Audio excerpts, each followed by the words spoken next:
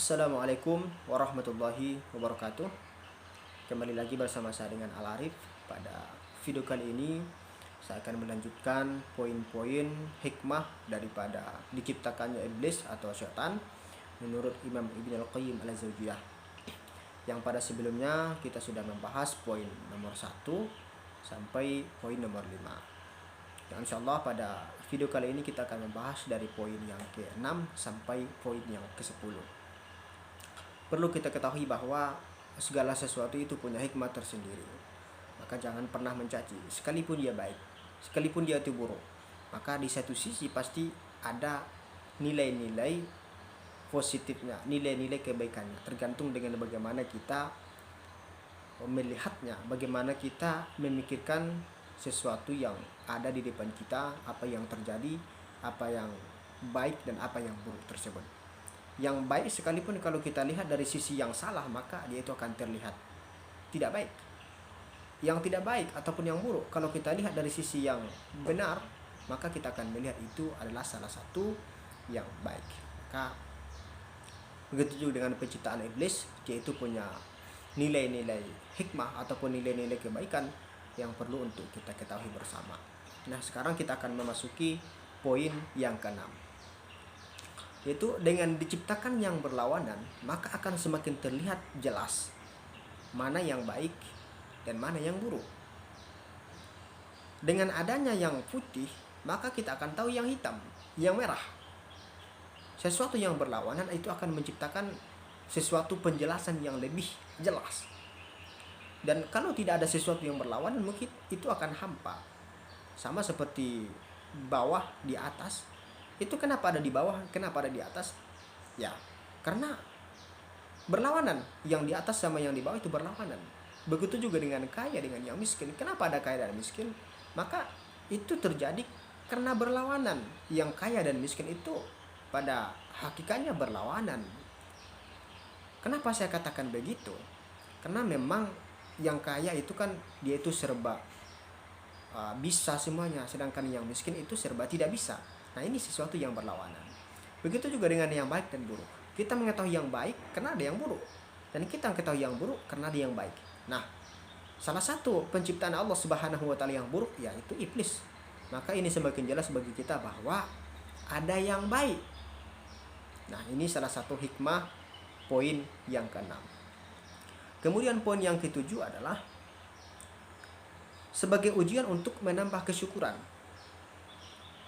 Menambah hakikat kesyukuran. Kenapa saya katakan begitu? Ketika Adam alaihissalam itu berada di surga, dia itu sebenarnya tingkat kesyukurannya itu tidak begitu tinggi. Kenapa? Karena biasa-biasa saja, tidak ada godaan. Tapi ketika dia tahu bahwa di luar sana itu ada kehidupan, maka dia itu rindu ke surga. Ini akan menimbulkan rasa syukur dalam diri. Jadi sebenarnya iblis itu digunakan oleh Allah Subhanahu wa taala adalah untuk menambah hakikat kesyukuran dalam diri kita sebagai ujian. Nah, ujian tersebut adalah sebagai penikmat rasa syukur kita.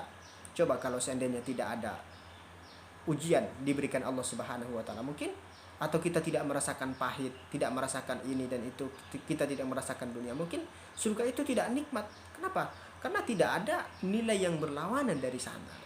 Tapi ketika Allah menciptakan iblis, maka itu sebagai ujian dan sekaligus sebagai perbanyak hakikat kesyukuran dalam diri kita. Itu yang ke-7. Kemudian nomor yang ke-8 adalah pendorong untuk bermujahadah. Sifat mujahadah itu seperti mahabbah, tawakal, ridha. Dan ini semuanya tidak akan terlaksana kecuali dengan mujahadah. Nah, bermujahadah itu apa? Bermujahadah itu artinya adalah berjuang. Apa yang kita perjuangkan kalau tidak ada? Maka untuk mendapatkan nilai ridha, tawakal, itu perjuangannya itu adalah mengalahkan nafsu. Dan nafsu itu adalah apa yang dibawakan oleh setan ataupun iblis. Dia yang menjadi supirnya, dia yang menjadi bosnya. Jadi kalau seandainya itu tidak ada, maka tidak ada ridha, tidak ada tawakal, tidak ada mahabbah. Tapi ketika dia ada, maka memunculkan mahabbah, ridha, dan tawakal kepada Allah Subhanahu wa taala. Ini merupakan hikmah, walaupun di baliknya itu ada sesuatu yang jahat, sesuatu yang ada tidak baik. Tapi kita sebagai manusia harus ada pikiran untuk memikirkan nilai-nilai positif ataupun nilai-nilai kebaikan daripada segala sesuatu. Itu yang ke-8. Kemudian yang ke-9 adalah menunjukkan ayat-ayat dan keajaiban. Setan itu diciptakan ada hikmahnya itu untuk menunjukkan keajaiban-keajaiban. Ayat-ayat Allah Subhanahu wa taala. Ya, seperti ya Nabi Musa alaihissalam. Dia itu punya mukjizat membelah lautan. Atau tongkatnya itu bisa menjadi ular. Nah, itu kenapa bisa seperti itu? Untuk menunjukkan kekuasaan Allah, untuk menunjukkan kemukjizatnya itu pasti ada yang berlawanan dari itu. Untuk memunculkannya itu pasti ada asbabnya. Yaitu apa? Karena ada nafsu, karena ada syaitan penggoda. Setan itu menggoda Firaun. Kemudian Firaun itu sombong, angkuh. Itu merasa dirinya itu Tuhan. Maka dengan dorongan tersebut dari syaitan menyebabkan adanya mukjizat. Kemudian Allah Subhanahu wa taala memberikan mukjizat ataupun memperlihatkan kekuasaannya itu kepada kita melalui Nabi Musa alaihissalam. Dan ini salah satu penyebabnya ya karena ada syaitan. Kalau seandainya tidak ada syaitan maka mungkin ini tidak akan pernah terjadi. Itu hikmah yang ke-9. Kemudian hikmah yang ke-10 adalah penciptaan dari api, penciptaan jin, iblis dari api itu merupakan bukti bahwa asli daripada sifat api itu adalah perusak. Berbeda dengan tanah. Kalau tanah itu kan ada yang penyubur, ada yang memberikan kita tanaman. Pokoknya dia itu ada nilai-nilai positif dan ada nilai negatifnya, ada nilai baik dan buruknya. Itu tanah. Tapi kalau kita sudah berbicara tentang esensi daripada api, maka sifatnya itu, hakikatnya itu perusak. Walaupun pada satu sisi dia itu punya nilai positif, tapi pada hakikatnya dia itu nilai negatifnya itu paling banyak. Dia itu memang merusak, walaupun dia itu nilai positif, tapi dia itu merusak. Contohnya, kalau kita punya rumah yang gelap, kemudian kita ingin pencahayaan, yang ada ya lampu teplok, maka yang kita lakukan apa? Membakarnya. Ya, membakar tersebut yang merusak. Api itu merusak. Dia harus merusak dulu baru menciptakan nilai positif. Nah, itu api. Nah, itu kenapa jin itu sifatnya memang merusak. Dia itu kerjanya merusak. Ini salah satu hikmah kenapa dia itu diciptakan dari api. Ya, kita harus tahu bahwa memang dia itu perusak.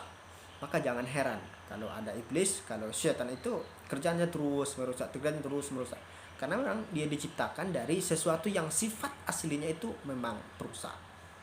Nah, ini yang nomor 6 sampai nomor 10 menurut Imam Ibnul Qayyim Al-Jauziyah. Mungkin ini bermanfaat, dan kalau ada yang perlu dikomentari silakan dikomentari di video ini. Akhirul kalam, assalamualaikum warahmatullahi wabarakatuh.